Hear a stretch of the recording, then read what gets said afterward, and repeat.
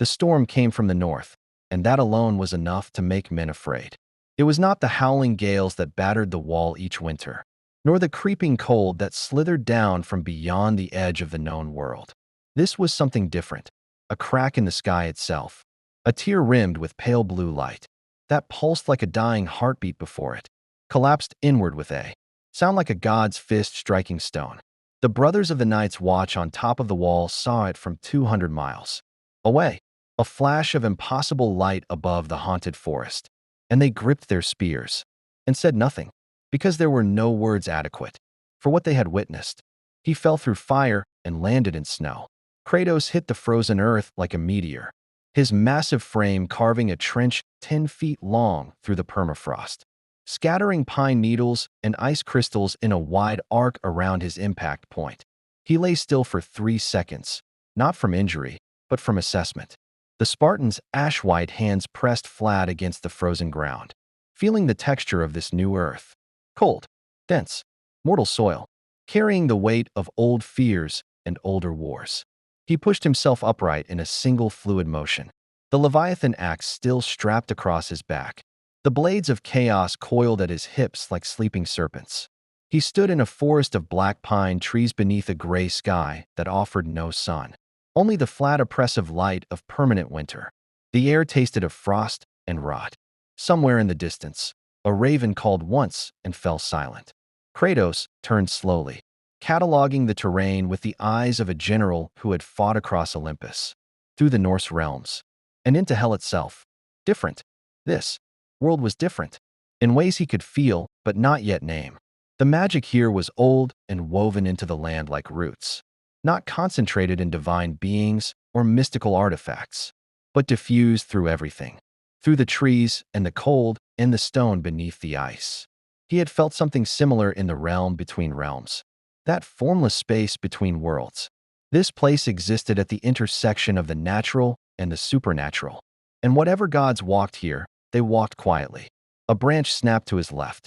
He did not reach for a weapon. He turned. There were 7 of them, men in black cloaks, their faces half hidden by fur-lined hoods, crossbows raised with the practiced steadiness of soldiers who had learned that hesitation got you killed north of the wall. They had tracked his landing through the snow, following the trench he had carved.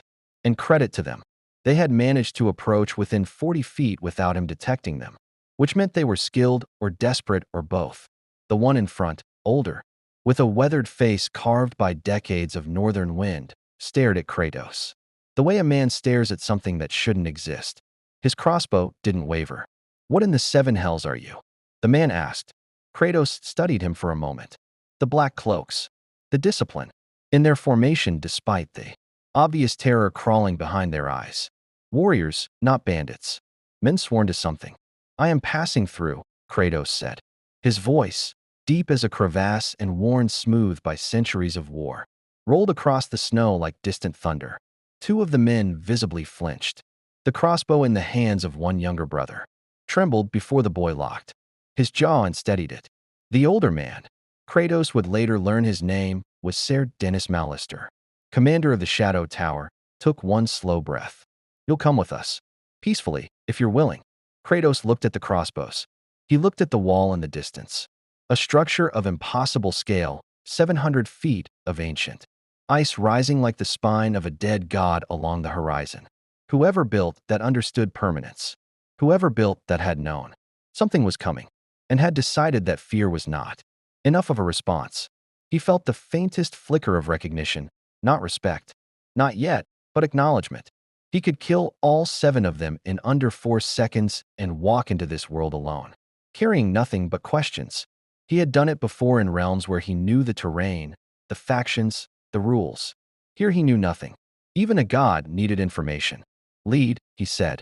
They took him to Castle Black, and the wall loomed larger with every step until it blocked the northern sky entirely. An architectural monument to human stubbornness against whatever lived in the dark beyond its edge. The Brothers of the Night's Watch who saw Kratos arrive went silent in the way that men go silent when they see something that reorders their understanding of what the world contains. He was taller than any man present by a full head, broader than 2 of them standing shoulder to shoulder. his ash-white skin marked with the red tattoo that ran from his left eye down across his cheek and neck. The mark of Sparta, worn across centuries like a wound that never healed. Lord Commander Jon Snow met him in the courtyard. The young man had the eyes of someone who had died and returned. Kratos recognized that quality immediately, had worn it himself for centuries, and he studied his impossible guest with the particular intensity of a commander calculating threat levels. Jon Snow was no fool. He saw the weapons, cataloged the bearing, understood instinctively that the protocols of Westerosi hospitality were not designed for whatever this was. You fell from the sky, Jon said. Not a question. Yes. Are you a god? Kratos was quiet for a moment. The ravens in the rookery above them shuffled and muttered, as if the question had disturbed something. I have killed gods, he said finally. The distinction matters less than you think. Jon Snow held his gaze for a long moment, then nodded slowly, the nod of a man filing information away for later use, rather than reacting to it immediately. Whatever this stranger was, he was here, he was armed. And beyond the wall, the dead were marching. Jon Snow had learned to be practical about impossible things. Then you've come to the right place, Jon said. We have something that might need killing. Inside the castle, ravens were already being sent south, carrying messages that would reach King's Landing within days. The words they carried were carefully chosen, economical with detail, specific about urgency.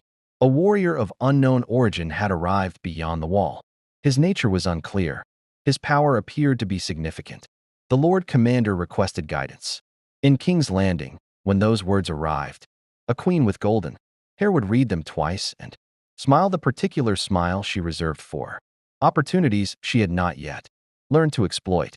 If you want to see more legendary warriors clash with the greatest fictional universes, hit that subscribe button and drop the name of a character you'd want to see in the comments below. May the gods, whichever ones are still breathing, be with you. The Raven reached King's Landing on the third day, and Cersei Lannister read it alone. She had developed the habit of reading correspondence in private before, allowing her advisors to see it, a small control in a world that constantly tried to strip control from her.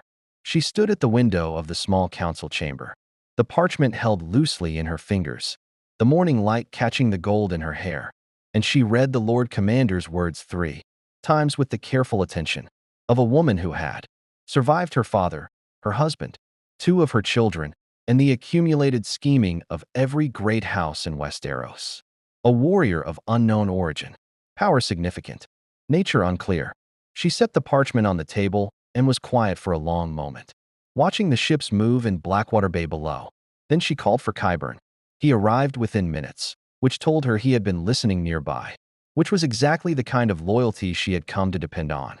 The former Maester moved with the particular energy of a man for whom the world was an endless series of experiments waiting to be conducted, his pale eyes already alive with interest before she had said a single word. A man fell from the sky beyond the wall, Cersei said. The Night's Watch believes he may be something more than a man. Qyburn's eyes sharpened. More than a man, like our friend Ser Gregor. The description suggests considerably more than Ser Gregor. She handed him the parchment. He read it quickly, twice, then set it down with the deliberate care of someone suppressing excitement. Ash-white skin, red marking across the face, weapons of unknown make, arrived in a burst of light from the north sky. He paused. Your Grace, if this is genuine. Everything is genuine until proven otherwise, Cersei said. I want him brought to King's Landing, alive, intact, and under the impression that he is being offered hospitality rather than studied. Qyburn nodded slowly. And if he proves resistant to the invitation? Cersei turned back to the window. Then we learned from the attempt. Kratos learned about the Game of Thrones the way he had learned about most things in his life, through violent inconvenience. He had spent 2 days at Castle Black, saying little and observing everything. He had walked the length of the wall's top, studying the construction with the eye of a man who had built siege engines and torn down divine fortresses. He had watched the Black-Cloaked brothers train, their drills competent but uninspired, their morale the particular brand of hollow determination that men develop when they have accepted that they are probably going to die but have decided to die anyway. He recognized it. He had trained armies of men who wore that same expression. Jon Snow had given him a chamber, food, and enough space to avoid the conversation that was clearly building between them. The young Lord Commander was patient, in the way that only people who had run out of panic could be patient. He needed information from this stranger, but he needed the stranger to stay, and he understood that pressure would accomplish neither goal. On the third morning, Kratos came to Jon Snow's chambers before dawn. Jon was already awake, standing over a map of the north, his dark eyes tracking the marked positions of reported White Walker sightings with the expression of a man doing mathematics he already knew the answer to and hating what the numbers said. "Tell me about what lies beyond the wall," Kratos said. Jon looked up. He studied his impossible guest for a moment, the ash-white Spartan filling the doorway like a siege weapon given form, and then pulled a second chair to the map table and sat down. What followed was an hour of the most efficient intelligence exchange Kratos had conducted since the early days of the Spartan campaigns. Jon Snow spoke without embellishment or politics, laying out the situation with the directness of a man who had stopped caring whether people believed him. The White Walkers, the Night King, the army of the dead, growing with every battle, every village emptied, every corpse left unclaimed by the living. The wall had stood for 8,000 years because something ancient had been woven into its ice. A magic older than the Targaryens, older than the first men, old enough that no one living fully understood it anymore. Kratos listened without interrupting. His expression did not change. When Jon finished, the silence stretched between them for several seconds. "These White Walkers," Kratos said finally. "They were created." Jon blinked. "The stories say they were created," Kratos repeated, with the flat certainty of a man who had met the architects of such decisions in person. "Something made them, something with purpose and intelligence. They are weapons, not forces of nature. Find what made them, and you find the weakness." Jon stared at him. In all the nights, he had lain awake turning the problem of the Night King over in his mind. In all the councils and arguments and desperate ravens sent to Daenerys Targaryen across the narrow sea, no one had framed it that simply. A weapon had a maker had a motive had a vulnerability. "You've fought things like this before," Jon said slowly. "I have fought the things that make things like this," Kratos said. Before Jon could respond, the horn sounded. Not one blast, arranging. Not two, wildlings. Three long, mournful notes that rolled across the ice and snow and into the bones of every man at Castle Black like a death sentence being read aloud. 3 blasts. The dead. Kratos was already moving before the echo died, crossing the courtyard, in long strides while the Night's Watch scrambled to their positions, men pulling on cloaks and reaching for weapons with the mechanical efficiency of soldiers who had drilled for this moment without ever truly believing it would come. He reached the base of the wall's elevator and looked up at 700 feet of ancient ice rising into the gray morning sky. He did not take the elevator. He reached up, drove the Leviathan axe into the ice face of the wall, and began to climb. The brothers who watched him scale the wall with his bare hands, between axe strikes, moving with a speed and power that made 700 feet look like an insult, would talk about it for the rest of their lives. In taverns from the Shadow Tower to Eastwatch by the Sea, in the years that followed, men who had stood at Castle Black that morning would describe what they saw with the hushed reverence usually reserved for accounts of dragon, fire, and miraculous survival. He reached the top in 4 minutes. What he saw on the other side was an advance force, perhaps 300 whites, dead men and women and things that had once been animals moving through the tree line with the eerie, purposeful silence of creatures that felt no cold, no exhaustion, no fear. Blue eyes burning in dead faces, weapons of bone and rusted iron. Behind them, barely visible through the tree-line, 2 White Walkers on dead horses, watching with the patient certainty of generals who had never lost. Kratos stood at the edge of the wall and looked down at the army of the dead. The army of the dead looked up at him. Even the whites, creatures beyond instinct and animal reaction, seemed to hesitate. Something in whatever animating force drove them registered. What stood above registered it as something outside the categories they had been made to process. Not living, not dead, something older than either. One of the White Walkers tilted its head. Kratos reached back and took the Leviathan axe in his right hand. The runes along its blade caught the gray morning light and glowed. Faintly blue-white, frost crystallizing along the edge in patterns that responded to his intent like a living thing.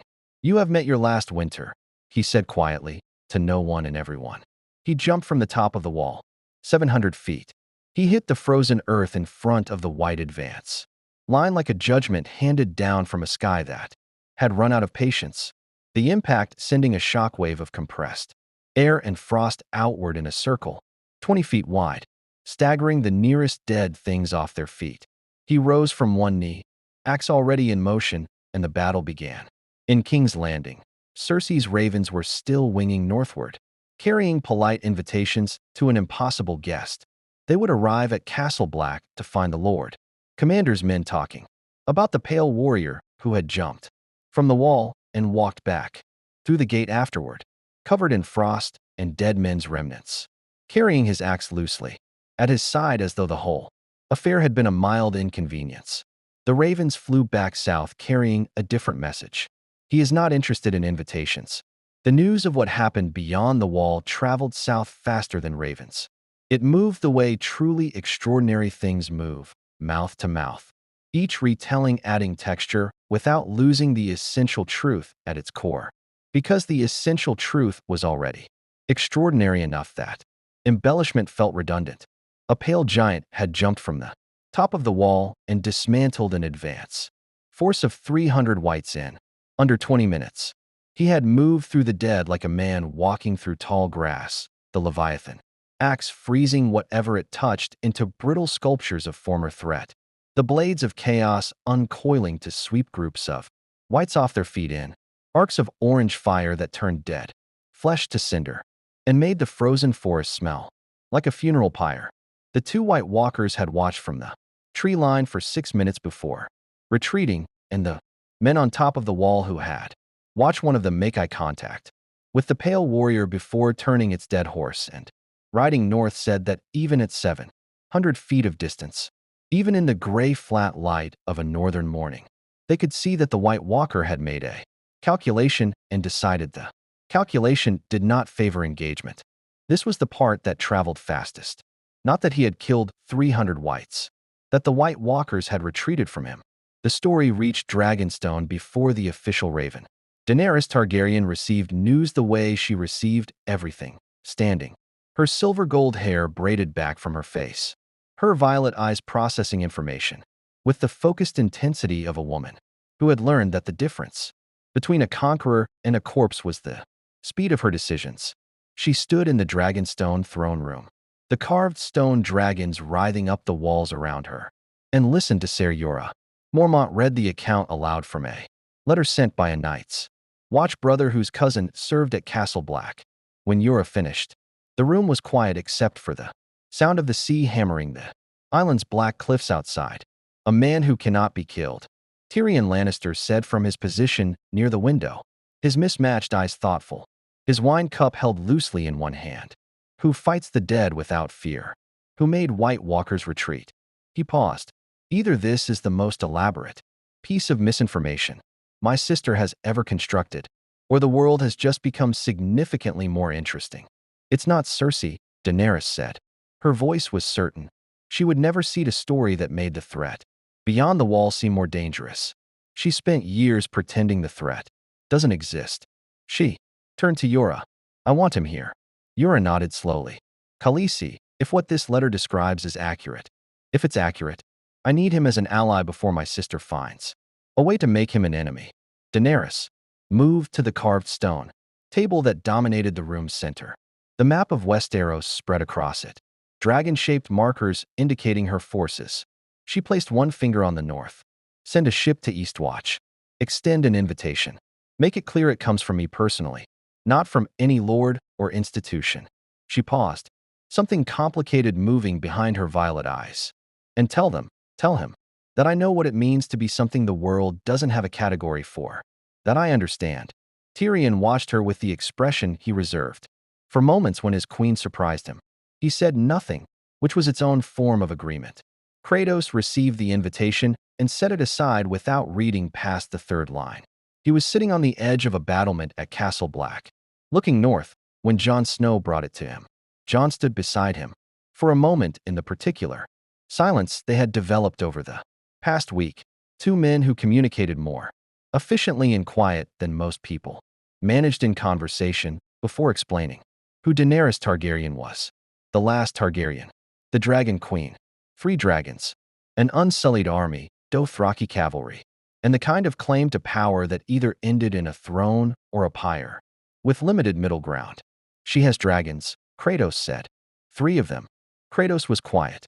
He had fought creatures in the Norse realms that made dragons look manageable. The world's serpent alone had required a different category of engagement strategy entirely. But dragons in this world carried a different weight. They were not simply powerful creatures.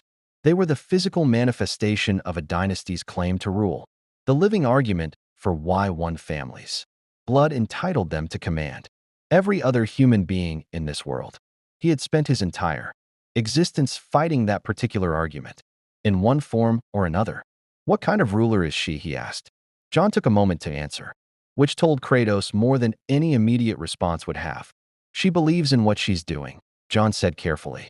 She wants to break the wheel, her words, in the cycle of great houses, destroying each other and everyone beneath them. Another pause. She can also be absolute. When she decides something is just, she pursues it completely. Like all rulers, Kratos said. Like all rulers, Jon agreed quietly. He went to Dragonstone because the dead were a problem that required the entire living world's attention, and a queen with dragons and armies represented resources he could not afford to ignore on principle.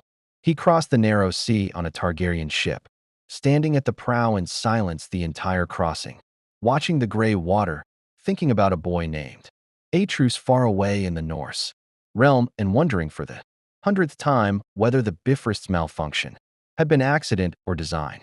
In his experience, very little was accident. Dragonstone rose from the sea like a declaration, black volcanic rock and carved stone dragons, a fortress built by people who wanted the world to understand immediately that they were serious. He had seen divine architecture across multiple realms, had torn down temples to gods who deserved worse, and he acknowledged that whoever had built this place understood how to make stone communicate intention. The dragons found him before he reached the shore. Drogon came first, the largest, the black one, the dragon that Daenerys rode into battle. It descended from the clouds in a long spiraling dive that would have sent most men scrambling for cover, and pulled up 40 feet above the water near the ship's prow, hovering on enormous wings that drove the sea surface into white foam, its amber eyes fixing on Kratos with the ancient predatory intelligence of a creature that sorted the world into 2 categories, things that were threats and things that were not. It stared at Kratos. Kratos stared back. The sailors behind him had gone completely silent, the kind of silence that falls when men have stopped breathing. The ship's captain, a veteran Targaryen loyalist, who had served through 3 campaigns and believed he had seen everything, gripped the rail and watched with wide eyes. Drogon tilted his enormous head. Something passed through those amber eyes, not fear, exactly, but a recalibration. The dragon was processing something it had not encountered before, something that stood at the prow of a wooden ship and looked back at an apex predator with the flat patience of a thing that had killed bigger. Drogon made a sound, not the full-throated roar he used in battle, but something lower, more complicated. Then he banked away and circled the ship twice before ascending back into the clouds. The captain released a breath that sounded like a man who had just survived, something he would never adequately explain. Kratos watched the dragon go. He had not reached for a weapon. The calculation had been the same as it always was. Not whether he could handle the threat, but whether the engagement served the larger purpose. It did not. Not yet. Daenerys met him at the base of the cliff stairs, which was itself a statement. She could have received him on the throne, wrapped in all the ceremony of queenship, and the choice to meet him at the waterline said something about her intelligence. She was smaller than he had expected, which meant nothing. He had learned long ago that physical scale correlated poorly with actual danger. She stood with her hands clasped before her, the Dothraki and unsullied guards arrayed behind her at a respectful distance. And she looked up at him with violet eyes that were doing exactly what Jon Snow's eyes had done, cataloging, calculating, refusing to perform the fear that was clearly present underneath. "You stared down my dragon," she said. "Your dragon stared at me first," Kratos replied.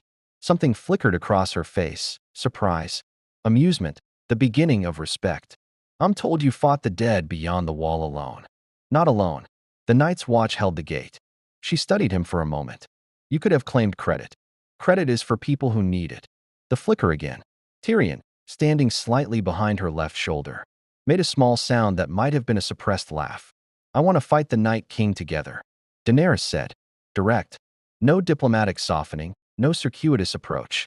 He appreciated that more than she knew. "I have dragons and armies." "You have." She paused, searching for the right word. "Whatever you are. Together we end this." Kratos looked at her for a long moment. This young queen with dragon fire at her command and the absolute conviction of someone who had survived being sold, enslaved, and dismissed, and had built an army out of the wreckage of those experiences. He recognized the shape of that history, even if the details differed from his own. "I will fight the dead," he said. "I fight for no throne. I kneel to no ruler." Daenerys held his gaze. Around them, the unsullied shifted almost imperceptibly.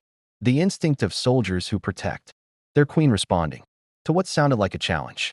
"I'm not asking you to kneel," she said quietly. "I'm asking you to stand beside me." The wind off the sea moved between them, carrying salt and the distant sound of waves breaking against black rock. "We will see," Kratos said, which, from him, was as close to yes as the word itself. The Night King knew something had changed. He stood at the shore of a frozen lake 3 miles north of the wall, surrounded by the silence that followed him everywhere. Not the silence of absence, but the silence of presence. The deep and absolute quiet of a world holding its breath. His army stretched behind him across the tundra. Hundreds of thousands of dead things standing motionless in the cold, waiting with the patience of creatures that had forgotten what it meant to want anything except forward motion and the conversion of living warmth into frozen stillness. He had built this army across 8,000 years. He had waited with the certainty of someone who understood that time was not an obstacle but a weapon, and that the living always eventually ran out of it. But something had disrupted the calculation. He had felt it the moment it arrived. A tear in the fabric of this world's ancient order. Something falling through from elsewhere, carrying a weight of violence and grief so dense it registered like a second heartbeat against the ambient death energy he moved through. Constantly, his White Walker generals had reported back from their advance probe with something he had not encountered in 8,000 years of patient warfare. Retreat. He looked north at his army and then south toward the wall, and in the blue fire of his ancient eyes something moved that might, in a living face, have been called curiosity. He began to plan differently. The war council at Dragonstone lasted 3 days. Kratos participated in it the way he participated in most things, minimally, precisely, and with the particular efficiency of a man who had planned campaigns across divine and mortal realms and understood that the difference between a good strategy and a catastrophic one was almost always the quality of information rather than the complexity of planning. He stood at the carved stone table while Daenerys and her advisors argued about troop movements and supply lines and the political complications of marching a Dothraki, poured through territories that still nominally belonged to houses sworn to Cersei. And he listened without contributing until the moment the argument became circular, at which point he placed one finger on the map. "You are planning to fight an army," he said. "You should be planning to kill a king." The room went quiet. Tyrion set down his wine. "He means, the dead do not fight for territory or resources," Kratos continued, his deep voice filling the stone chamber with the flat authority of someone stating arithmetic rather than strategy. "They fight because something commands them to fight. Remove the commander and the army becomes nothing." He looked at Daenerys. "You know this. You have known it. You are afraid of what it costs to act on it." Daenerys held his gaze across the table. Around her, Yora and Tyrion and Grey Worm watched the exchange with varying degrees of tension. Getting close to the Night King, Yora began. is the only path that ends this, Kratos said. Everything else is delay. The silence that followed had the quality of a room collectively, abandoning a comfortable lie. Jon Snow, who had said nothing for the past hour, looked up from the map. He's right, he said simply. We've always known he's right. They moved north 2 weeks later, Daenerys on Drogon, her two remaining dragons flanking like enormous shadows against the gray sky, the combined force of Unsullied, and Dothraki and the surviving forces of the north moving through the cold in columns that stretched back miles. Along the King's Road, Kratos walked at the vanguard, which was less a tactical decision and more the result of every horse in the army refusing to move anywhere near him. A problem that had emerged on the first day of March and been resolved by the practical solution of simply letting him walk ahead of the cavalry. He did not mind. He had always preferred to see what was coming.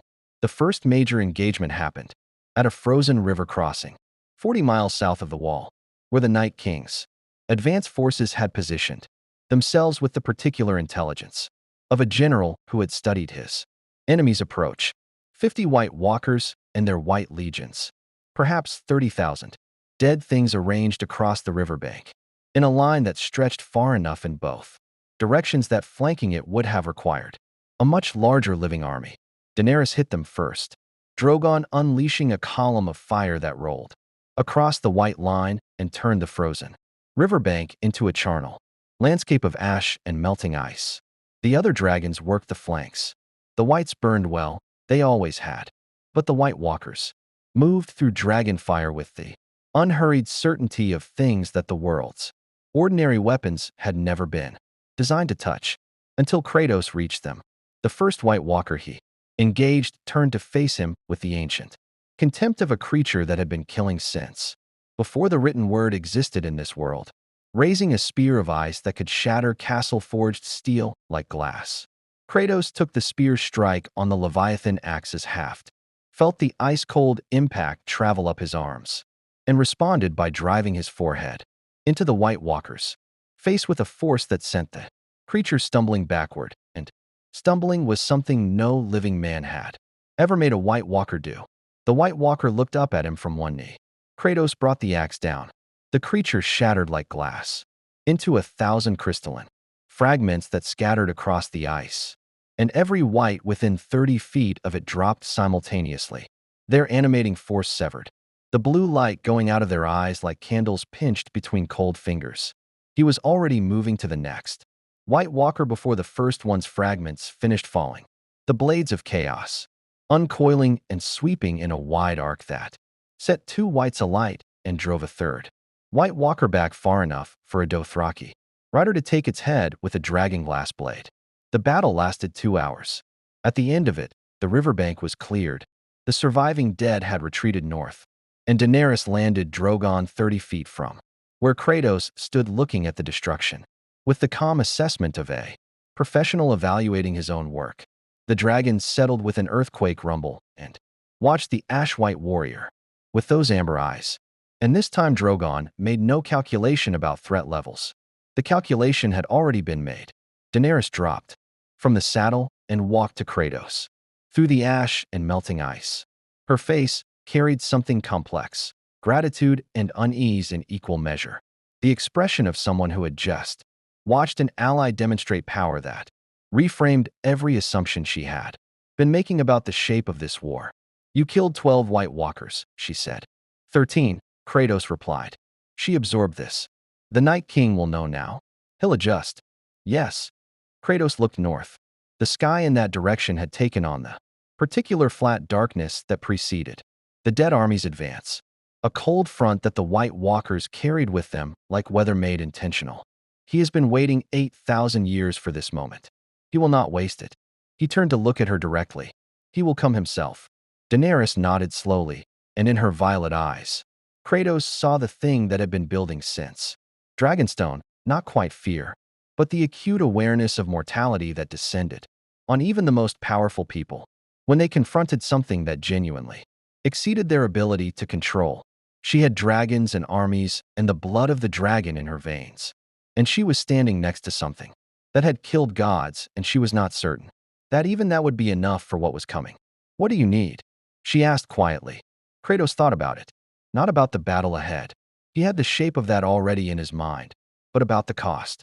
He had learned across lifetimes of war that victories over beings of fundamental power always extracted something from the victor that could not be recovered. He had destroyed Olympus and lost everything.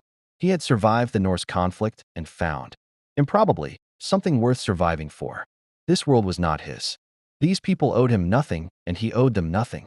And the calculus of involvement was one. He had done badly in his first life and was still learning to do well in his second. He looked at the dead landscape around them, heard the distant sound of the army behind him. Living people, breathing people, people who had homes somewhere, south of here, and names and histories that would stop existing if the dead reached them. He had told Atreus once that they must be better than what they were made to be. I need nothing, he said. Tell your armies to hold the flanks when he comes. Do not let your dragons engage him directly until I have his attention. He picked up the Leviathan axe and began walking north. The rest is mine. Behind him, Daenerys watched him go, with the expression of a woman recalibrating everything she thought. She understood about power, gods, and the shape of war. Tyrion appeared at her shoulder, looking north at the retreating figure of the ghost of Sparta, walking alone into the dark. You know, Tyrion said quietly, I've met kings, conquerors, and monsters wearing the faces of good men. He paused. I'm not entirely sure what that is. Neither is he, Daenerys said softly. I think that's the point. The sky to the north flickered once, blue-white, cold, vast, and the temperature dropped 10 degrees in 30 seconds. The Night King was coming. The dead came at midnight. Not with sound. That was the first thing the living soldiers learned about a true Night King assault, as opposed to the advanced probes and ranging parties they had faced before. There was no war cry, no drumbeat, no clash of weapons being readied. There was only the darkness thickening at the northern horizon, and then the darkness moving, and then the realization that what you had taken for shadows was an army of 100,000 dead things advancing in absolute silence across the frozen ground, and that the silence was itself a weapon because it removed the warning that sound provided and replaced it with the primal, marrow-deep terror of a world that had stopped making noise. The living line held. Barely. Daenerys drove Drogon along the eastern flank, fire rolling in long continuous sheets across the white masses, the dragon's amber eyes reflecting the orange light of his own destruction. Back at the dead things he unmade, the unsullied, held their spear line with the mechanical discipline of soldiers trained to remove fear from their tactical calculations, their dragonglass-tipped weapons finding White Walkers in the press and shattering them, each destruction dropping dozens of connected whites simultaneously. The Dothraki cavalry worked the gaps, fast and screaming and burning. There are rocks fitted with dragonglass edges that caught the firelight as they swung. The living were holding, but the Night King had not moved. He stood on a ridge 1 mile north of the battle, elevated, watching. 7 of his oldest White Walker generals arrayed behind him like a court of frozen death. He watched the battle the way a master craftsman watches.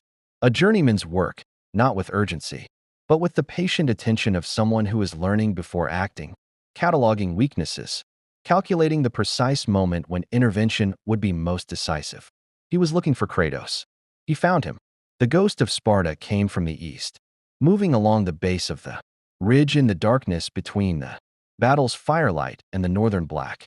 The Leviathan, axe in his right hand, leaving a trail of frost crystals in the air behind each swing.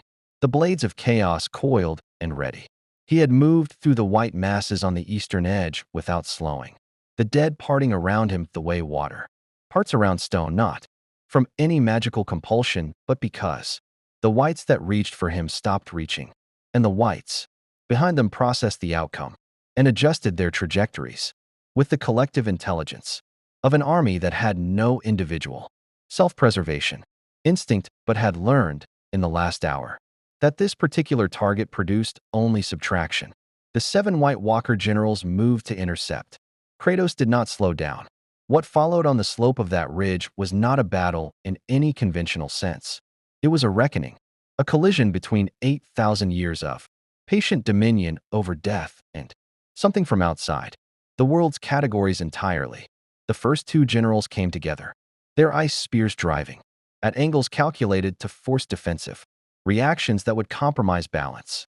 On the frozen slope, Kratos dropped beneath the left spear, let the right one scrape across the Leviathan axe's haft, drove upward with his shoulder, into the first general's midsection with enough force to lift a creature of ancient supernatural power off its feet, and brought the axe across in the same motion to shatter it before it landed.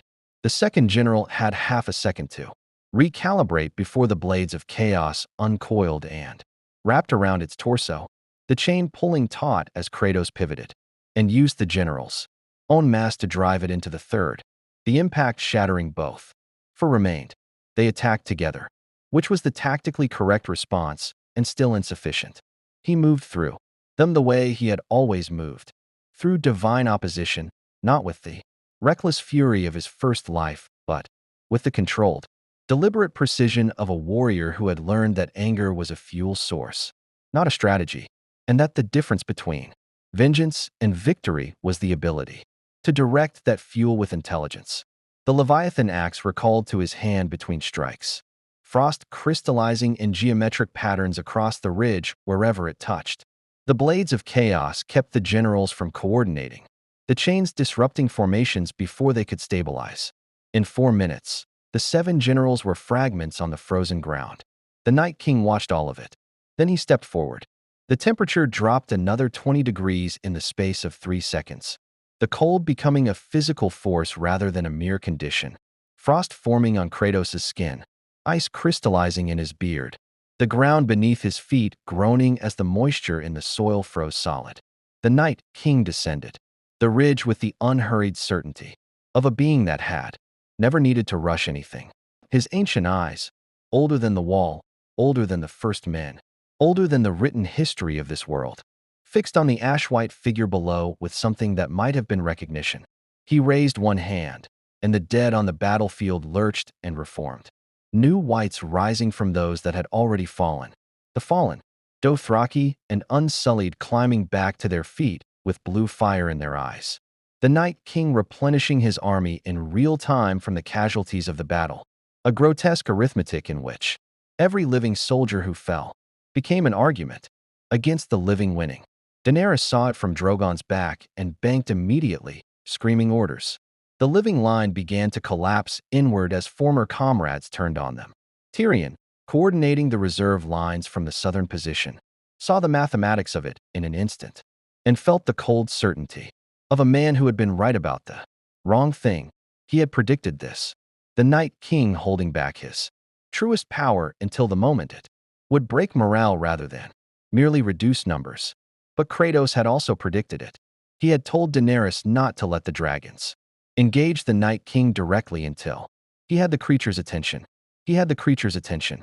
He looked up at Drogon and made a single sharp gesture. Not a signal anyone had taught him, but a command gesture so fundamentally unambiguous that Daenerys understood it across 200 feet of battlefield chaos instantly. Now, Drogon hit the Night King from above, with fire that lit the northern sky orange. For 3 miles in every direction, the largest sustained blast the dragon had produced since the Field of Fire. And in that same moment Kratos closed the distance to the Night King in 4 strides and drove the Leviathan axe into the ancient creature's chest with every ounce of force in a body that had torn the head from Baldur and driven a blade into the heart of Zeus. The Night King caught the axe, not deflected, caught, one hand closing around the haft below the head, frost exploding outward from the contact point as the two sources of cold, the axe's enchanted ice and the Night King's fundamental winter, pushed against each other in a contest of elemental will. The ancient blue eyes met Kratos's, and in them was something Kratos had not seen in a very long time. A being that was not afraid because it was old enough to have forgotten what fear was, that met his strength with the patience of something that had been winning this war since before his world existed. The Night King pushed back. Kratos dug his feet into the frozen earth and pushed forward. For a moment they were simply still, two impossible things, straining against each other on a frozen ridge above a battlefield where the living were dying and the dead were rising. The contest between them radiating cold and violence outward in waves, that the soldiers below felt as a pressure in their chests, a tightening of the air, the world holding its breath around a collision of wills that it lacked the framework to process. Kratos let go of the axe. The Night King, calibrated to the resistance, lurched fractionally forward. It was a fraction of an inch. It was enough. The blades of chaos were already in motion, the left chain wrapping around the Night King's weapon arm and pulling it wide, the right chain going for the ancient creature's throat, not to choke, but to anchor, to hold the head still for the half-second required. Kratos drove his forehead into the Night King's face the same way he had driven it into the White Walker General's face at the river. And this time the impact carried everything, every battle, every god killed, every loss absorbed and converted into forward motion. The grief of Faye and the love of Atreus and the long, terrible education of a man who had been made into a monster and had chosen, one grueling decision at a time, to become something else. The Night King staggered. Kratos caught the Leviathan, axe on its recall, and buried it in the Night King's chest a second time. And this time there was no catching it. The ancient creature looked down at the axe, looked up at Kratos. In those 8,000-year-old eyes, in the last second before the blue fire began to die, was something that transcended the simple categories of victory and defeat, something almost like recognition, the acknowledgement of one being shaped entirely by violence and loss, looking at another and understanding, in the language beneath language, what it had cost to become this. Then the Night King shattered. The sound it made was not like the White Walker's shattering. Those had been like breaking glass, sharp and small. This was like a glacier calving, a deep structural collapse that sent visible shockwaves through the frozen ground. And in its wake, every white on the battlefield dropped simultaneously, 100,000 dead things falling. Where they stood as the animating will behind them simply ceased to exist. The newly raised dead, the former Dothraki and unsullied who had turned on their comrades 30 seconds ago, dropped with them, the blue fire going out across the entire battlefield in a single wave that moved south from the ridge like a tide going out. The silence that followed was enormous. Kratos stood on the ridge above the battlefield and looked at the Leviathan axe in his hand, frost still crystallizing along its runes in the cold air. Around him, the fragments of the Night King were already beginning to dissolve, the ancient ice returning to water that ran in thin streams across the frozen ground and was absorbed into the earth like the world, reclaiming something it had lent out for too long. Below him, slowly, the living began to make noise again. It started small, a single voice, somewhere in the unsullied line, a sound that was not quite a word. Then another voice joined it, and another, and the Dothraki began their war cries. And somewhere Daenerys Targaryen on Drogon's back let out a sound that was half triumph and half grief for everyone it had cost to reach this moment. The sound built and built until it was a roar that rolled across the frozen north like a wave, the living celebrating the fact of their continued living with the particular ferocity of people who had come very close to not being alive at all. Kratos listened to it from the ridge. He did not descend immediately. He stood in the cold and the quiet above the noise and looked north, where the darkness was just darkness again, ordinary darkness, winter darkness, the darkness of a world that had stopped holding its breath. He thought about Atreus, about the Bifrost that had brought him here without his consent, about the gods of this world, who had been conspicuously absent from a battle that should have demanded their attention, and what that absence said about the kind of gods they were. He thought about Daenerys Targaryen and the Iron Throne she wanted, and what he knew about people who wanted thrones, and whether the wheel she claimed to want to break had any intention of being broken by someone who planned to sit at its center. He thought about a world full of scheming mortals and ancient powers and the long, grinding machinery of cycles that consumed ordinary people in the gears between great ambitions. He had not come here to fix this world, but he was here. The battle for the dawn was over, but the war for the soul of Westeros had only just begun. Kratos descended from the ridge as the living celebrated around him, moving through the noise and the firelight with the same quiet he carried everywhere. Not the quiet of absence, but of density. A man so accustomed to the weight of his own history that celebration felt like a foreign language he had never been taught. Daenerys met him at the base of the ridge, Drogon settling behind her like a mountain finding its resting place. And she looked at him with violet eyes that had seen a god die at mortal-adjacent hands and were still processing what that meant for every assumption she had built her claim to power upon. She offered him a place at her table, a title, recognition. He declined all three. "You ended the Great War," she said, and in her voice was the particular frustration of a ruler who understood that the most valuable people were always the ones who wanted nothing from her. "I ended a threat," Kratos said. "Your war continues. It was always going to continue." He looked south, toward the distant warmth of a continent, full of scheming houses and hungry ambitions and the long human tradition of filling every power vacuum with something worse than what came before. The dead were honest. What comes next will not be. He left Dragonstone the following morning, walking north again, carrying his axe and his chains, and the long, terrible education of a man who had learned that the hardest victories were never the ones fought with weapons. Jon Snow met him at Castle Black one final time, and they stood together on the wall's edge looking north at a land that was, for the first time in 8,000 years, simply empty, cold and vast and quiet in the way that things are quiet when something ancient has finally finished its business. "Where will you go?" Jon asked. Kratos looked at the sky, at the place where the tear had opened and deposited him into this world. The Bifrost residue was still faintly visible to him, a shimmer in the air like heat haze in winter. The dimensional wound slowly closing. He could feel the pull of it, the Norse realm on the other side. A truce waiting in a world that had its own unfinished business and its own gods making their own terrible plans. "Home," he said. Jon nodded once. The nod of a man who understood about obligations that transcended geography. The rift opened at dusk, pale blue light splitting the gray sky above the wall. And Kratos stepped through it the way he did everything, without ceremony, without looking back, carrying the weight of another world's salvation in the same hands that had once torn Olympus apart. In the weeks that followed, the great houses of Westeros would argue about what had happened in the north. Some would claim the victory for Daenerys, some for Jon Snow's preparations. The small folk, who cared less about political attribution and more about the shape of the story, would tell their children about a pale giant with a red mark across his face who had come from beyond the sky and killed death itself, and then walked away because he had somewhere else to be. The ghost of Sparta had passed through their world like a storm, devastating, clarifying, and utterly indifferent to the wreckage of old certainties he left in his wake.